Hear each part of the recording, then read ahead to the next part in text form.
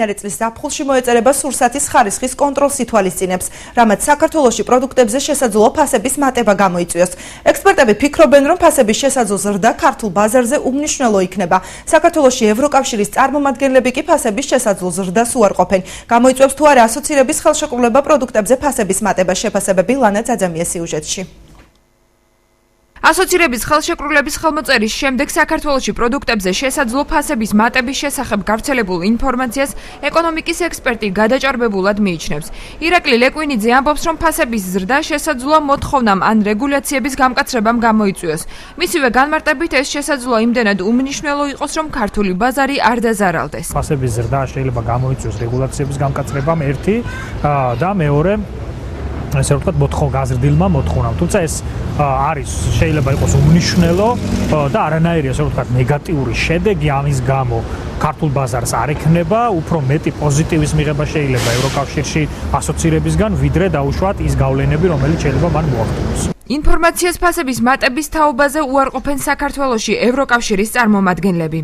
არ არსებობს პირდაპირი კავშირი ღრმა და ყოვლისმომცველ თავისუფალ სავაჭრო სივრცესა და საკვების ფასების ზრდას შორის. ეს ფასები შეიძლება გაიზარდოს სხვადასხვა მიზეზით, როგორიც არის მარცვლეულის ცუდი მოსავალი უამინდობის ან დაავადების გამო, რომელიმე კონკრეტულ წელს. ღრმა და ყოვლისმომცველი თავისუფალი სავაჭრო სივრცის ფარგლებში აუცილებელი რეფორმები, განსაკუთრებით კი რეფორმები სურსათის უვნებლობის სფეროში, მიზნად ისახავს უპირველეს ყოვლისა მომხმარებლისათვის საკვები პროდუქტების აუცილებელი უსაფრთხოების უზრუნველყოფას და მათი ჯანმრთელობისა და კეთილდღეობის გაუმჯობესებას.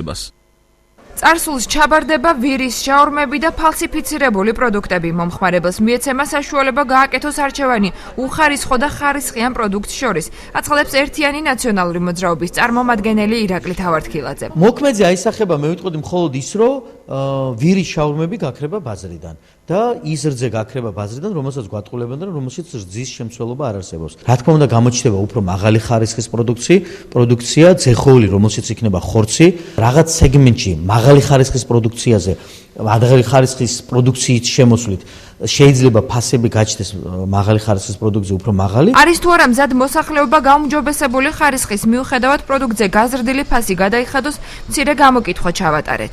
ხარისხი თუ გაიზრდება, ფასებიც უნდა გაიზარდოს? რა თქმა უნდა, კარგი იქნება. თავარი ხარისხია. მივესალმები. რატომ და კარგია, ხარისხი გაუმჯობესდება და კაი საქმე შეჭამ. კარგად ვიმოქმედებთ. თუ ხარისხი იქნება, რა თქმა უნდა.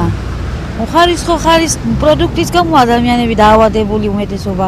საგარეო საქმეთა სამინისტროში საკითხთან დაკავშირებით კომენტარს არ აკეთებენ და ამბობენ, რომ ევროკავშირის მიერ გაკეთებულ განცხადებებში ყველაფერი ნათლადაა განმარტებული. შეგახსენებთ, რომ საქართველოს ევროკავშირთან ასოცირების ხელშეკრულების ხელმოწერა მიმდინარე წლის ზაფხულშია დაგეგმილი.